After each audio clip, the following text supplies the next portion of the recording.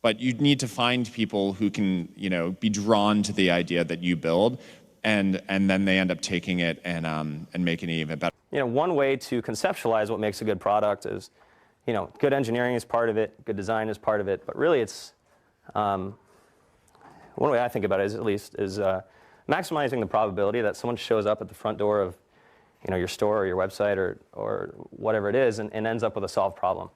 And oftentimes the best methodology is to start with the perfect experience with just one person, get that right, and then figure out how to scale something great instead of scaling something not so great and then trying to improve it. That's really hard to do. And so I think when you are starting a new business, you don't want to go after giant markets. You want to go after small markets, and you want to take over those markets quickly. Constantly seek criticism.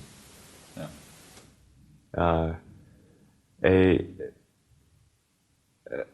A well thought out critique of whatever you're doing is as valuable as gold.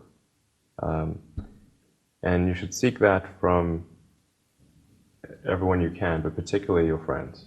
If you're not utilizing an online community, then you're at a disadvantage to those who are. You can be asking online communities what they think about your ideas, or if they have any advice with what you're working on. Not only will you hear from people who are passionate about the subject, but you'll be hearing from people all around the world, each with their own experiences and stories that can help you.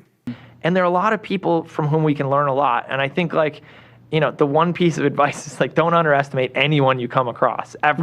Right. Whether they're, a blue-collar worker waiting for the bus, or they're, helping you they're the server or bartender at the restaurant, or they're a lower-ranking employee. I mean, the smartest leaders I've ever seen have always gone around the room and asked for everybody's opinion.